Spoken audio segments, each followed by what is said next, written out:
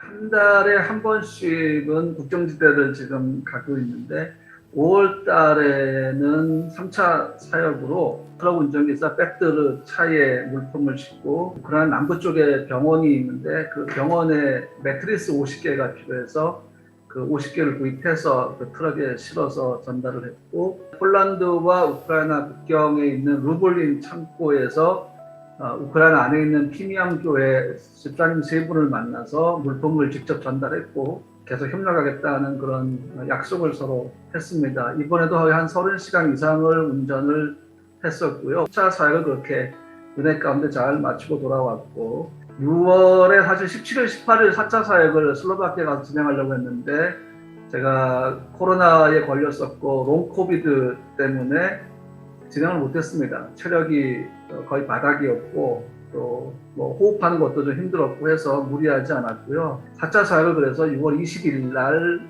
프라하를 출발해서 30일 독일 드레스덴에서 마치는 사역을 했는데, 이 4차 사역은 뭐 변함없이 그 피미안 교회 올렉 집사님을 만나서 물품을 루볼린 창고에서 전달을 했고, 또 슬로바키아 창고에 전달하고, 백드르 형제를 통해서 또 우크라이나 안으로 물품을 전달했는데 변함없이 물품 전달 사역은 진행이 되고 있고요. 4차 사역은 콘서트 사역으로 진행을 했습니다. 그래서 한국에서 콘서트 팀이 오고 유럽은 제가 코디를 해서 콘서트를 진행했는데요. 바르샤바 난민센터 두 곳에서 각각 한 번씩 두 번, 슬로바키아 프레쇼브 형제교회에서 한 번, 슬로바키아 브라노브 문화센터에서 한 번, 프라하 바치라프 광장에서 한 번, 21세기 교회, 우크라이나 교회죠. 거기서 한 번, 독일 드레스덴에서 한인교회에서 진행을 해서 모두 8번의 콘서트를 진행했습니다.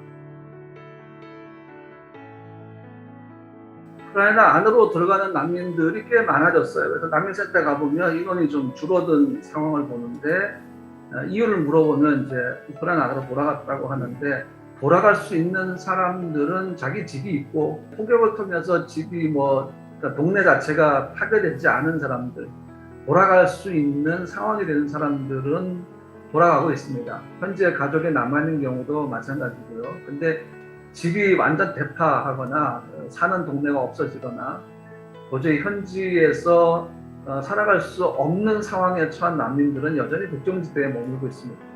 국경지대에 머물고 있는 난민들의 공통점은 다시 돌아갈 시기를 기다리는 거죠. 전쟁이 끝나야만 가능할 것 같고요.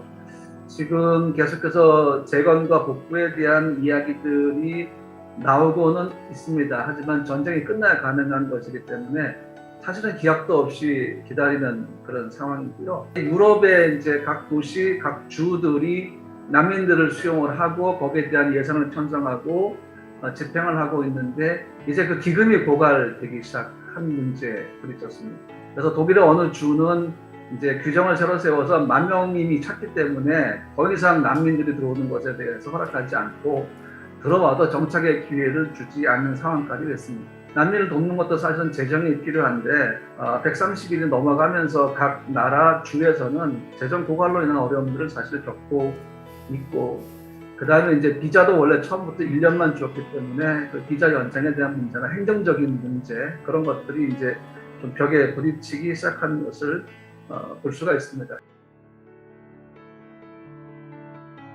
지금 상황은 국경 통과 절차가 강화됐다는 것이죠. 처음에 전쟁 초기에는 너무 힘들고 어려운 상황들만 부각이 되다 보니까 내부적으로 있는 문제들이 드러나지 않았는데, 지금은 동남부 쪽으로 전선이 집중되다 보니까 중부와 서부 쪽은 사실은 좀 안전한 지역이 됐습니다. 그래서 우크라이나도 많이 돌아가고 있는 상황인데, 그 전시를 이용해서 세금을 내지 않고 불법적으로 물품을 구호 물품인 것처럼 그렇게 들어가서 돈을 버는 일들이 발생하기 시작하니까 우크라이나 정부와 폴란드 정부에서 국경 통과 절차를 강화시켰어요. 그래서 우크라이나 정부에서는 차 한 대당 1명씩만 갈 수 있고, 운전기사 이름, 차량 번호, 그 다음에 이제 물품을 보내는 곳에서 공식적으로 그 기사의 이름과 차량 번호와 함께 우리가 얼마 정도의 물품을 보낸다라는 그 증명할 수 있는 공식 문서를 요구하게 되었습니다.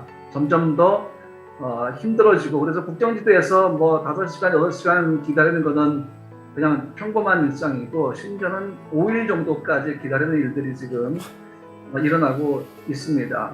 이제 그런 시간들이 있다 보니까 훨씬 더 나오고 들어가는 게 까다로워지고 시간도 훨씬 많이 걸리게 되었고요.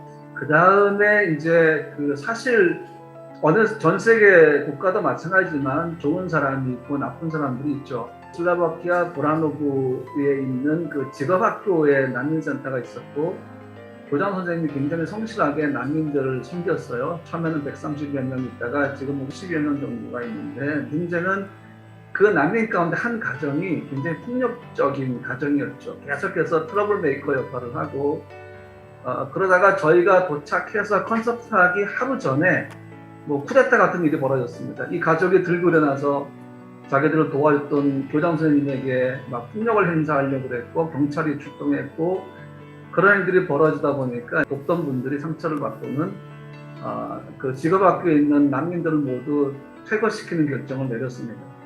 저희가 사역 마치고 돌아오고 다음날 직업학교가 폐쇄가 되고, 거기 있던 난민들이 전부 다 나가야만 하는 상황들이 벌어졌습니다.